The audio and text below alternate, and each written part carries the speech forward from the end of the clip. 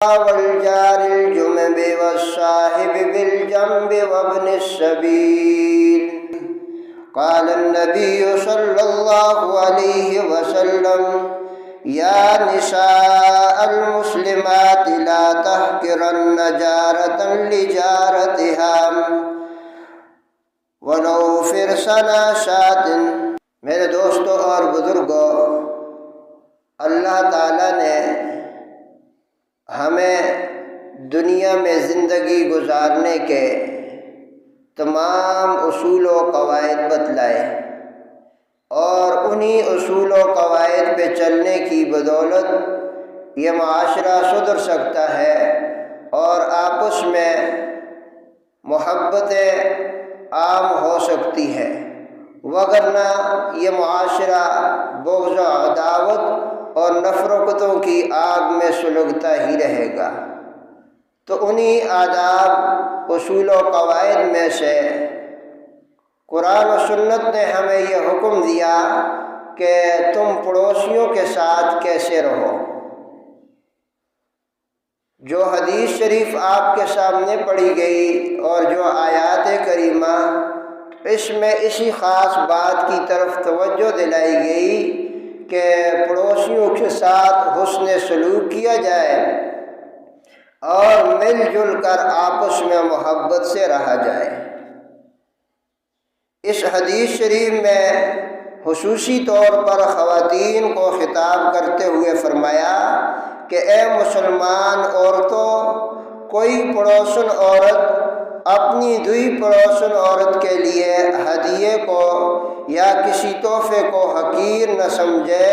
چاہے وہ ہدیہ کسی بکری کے کھر کا ہی کیوں نہ ہو۔ اصل میں تو یہاں تمام مسلمان عورتوں کو خطاب کیا گیا، لیکن در حقیقت سرکار دو عالم نے اس حدیث شریف میں پڑوسیوں کے حقوق بیان کرتے ہوئے فرمایا کہ آپس میں اچھے تعلقات پیدا کرو، محبت اور اتحاد و اتفاق کا راستہ اس حدیث شریف میں بتلایا گیا۔ آج کی اس نئی تعلیم نے نئی نسل کو اور اس نئے نظام اور معاشرے نے، اس نئی روشن خیالی نے پڑوسیوں کا تصور ہی ختم کر دیا ہے۔ سالہ سال ایک محلے میں رہنے والے دیوار کے ساتھ دیوار، مکان کے ساتھ مکان، لیکن ایک دوسرے کو پہچانتے تک نہیں ہیں، ایک دوسرے کے نام تک کا پتہ نہیں، حالات تک نہیں جانتے۔ حالانکہ اسلام نے تو پڑوسیوں کے بہت ہی حقوق کی تاکید فرمائی گئی، لیکن ہمارا ظاہری رویہ، ظاہری حال ایسا ہے کہ ہم اسلام کے ان آداب، ان قواعد و اصولوں کو یکسر مسترد کرتے ہوئے ہم ایسے لاپرواہ ہو گئے کہ آج ہم پڑوسیوں کے حقوق جانتے تک نہیں ہیں۔ حالانکہ حضور علیہ الصلوۃ والسلام نے فرمایا کہ میرے پاس جبریل امین اتنی زیادہ تاکید کرتے ہوئے پڑوسیوں کے حقوق بیان کیے کہ میں یہ سمجھنے لگا، مجھے گمان ہونے لگا کہ شاید شریعت میں پڑوسی کو بھی وارث قرار دینے کا حکم آنے والا ہے، اور شاید اللہ پڑوسی کو بھی وارث قرار دے۔ یعنی اتنی زیادہ مجھے تاکید کی گئی کہ جب انسان مر جاتا ہے، جس طرح اس کے وارث کا اس کے مال میں حصہ ہوتا ہے،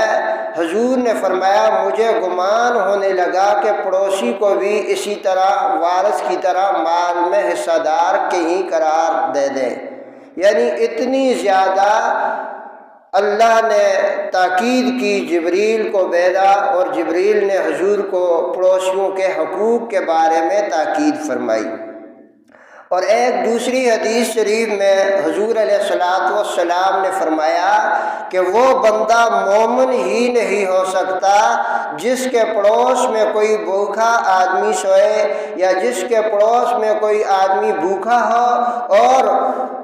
وہ کہے مجھے پتہ ہی نہیں، یعنی حضور علیہ الصلوۃ والسلام نے فرمایا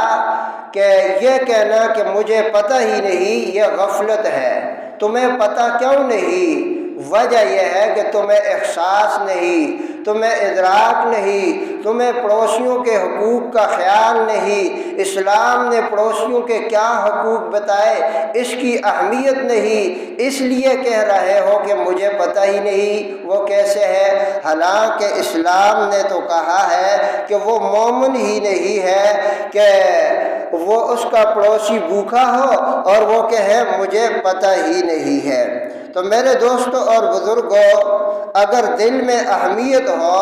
تو ایک دوسرے کے دکھ درد کا، اس کے حالات کا پتہ ہو کہ میرا پڑوسی کس حال میں رہ رہا ہے۔ حضور علیہ الصلوۃ والسلام نے یہ تو عام پڑوسیوں کے متعلق فرمایا، قرآن و سنت میں عارضی جو پڑوسی ہے چند لمحوں کے لیے یا چند گھنٹوں کے لیے، قرآن نے تو اس کے ساتھ بھی حسن سلوک کرنے کی تاکید فرمائی۔ قرآن کریم کے 5ویں پارے میں ہے وَالْجَارِ ذِي الْقُرْبَى وَالْجَارِ الْجُنُبِ وَالصَّاحِبِ بِالْجَنبِ۔ اب اس آیت میں پڑوسیوں کے متعلق ایک صاحب بالجنب کا نام یہ بتلایا کہ یہ وہ پڑوسی ہے جو گاڑی میں یا سفر میں عارضی آپ کے ساتھ بیٹھا۔ صاحب بالجنب کہتے ہیں برابر میں بیٹھنے والا۔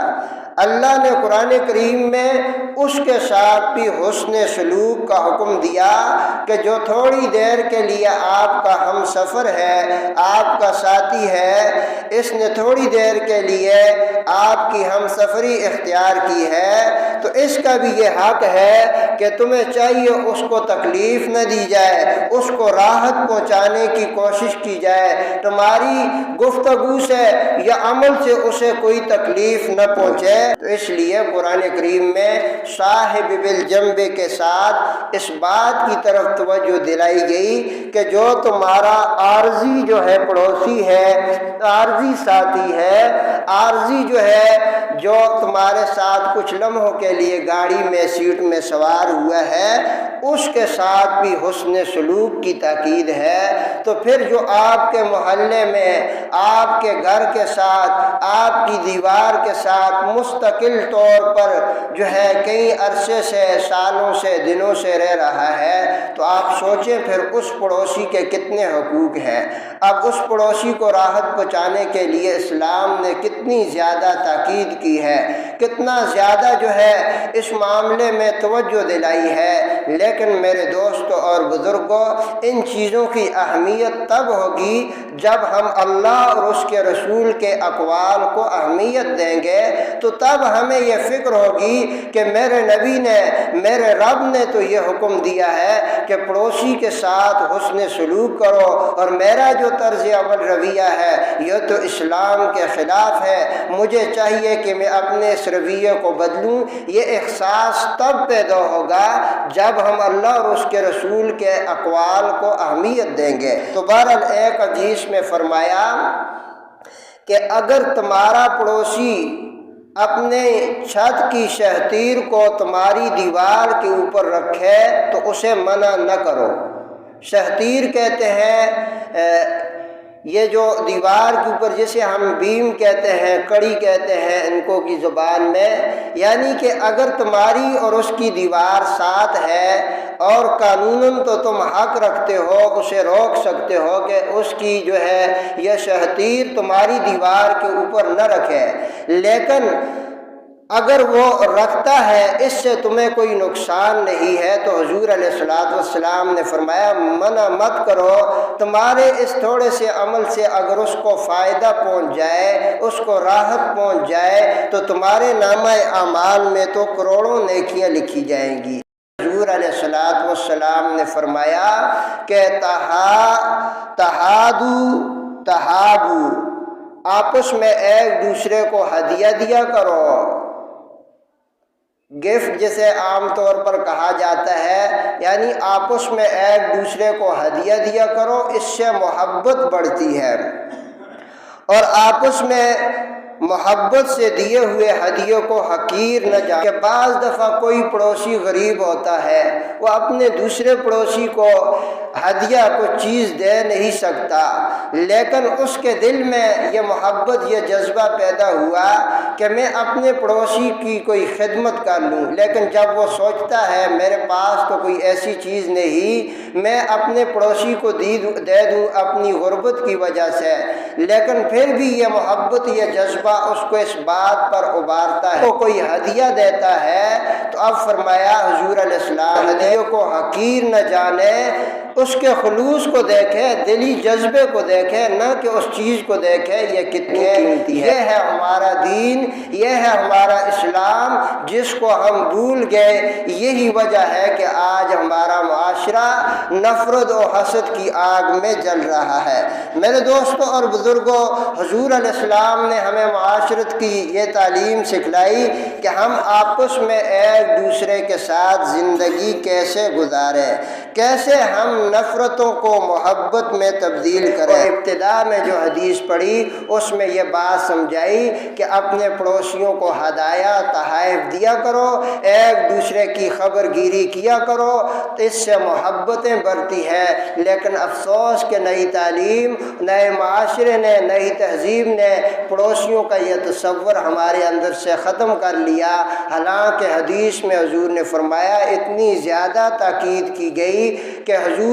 فرماتے ہیں کہ میں سمجھنے لگا کہ جبریل اتنی تاکید کر رہے ہیں، اس سے یوں معلوم ہوتا ہے کہ پڑوسی بھی جس طرح وارث جو ہے آدمی کے مرنے کے بعد اس کے مال میں شامل ہوتا ہے، حضور فرماتے ہیں مجھے گمان ہونے لگا کہ کہیں اللہ کا حکم آنے والا ہے کہ پڑوسی بھی جو ہے مال میں برابر کا شریک ہے۔ لیکن میرے دوستوں اور بزرگوں، آج جو ہے ہمارے سالہ سال دیوار کے ساتھ دیوار جڑی ہے، ہمیں نہیں پتہ یہ پڑوسی کہاں کا ہے، اس کا نام کیسے ہے، اس کے معاملات کیسے ہیں۔ یہ بنیادی وجہ یہی ہے کہ ہم نے حضور علیہ السلام کی تعلیمات کو پس پش ڈال دیا۔ اللہ تعالی ہمیں صحیح معنوں میں قرآن و سنت پہ عمل کرنے کی، اسلامی تعلیمات پہ مطابق اپنے تمام معاملات حل کرنے کی توفیق عطا فرمائے۔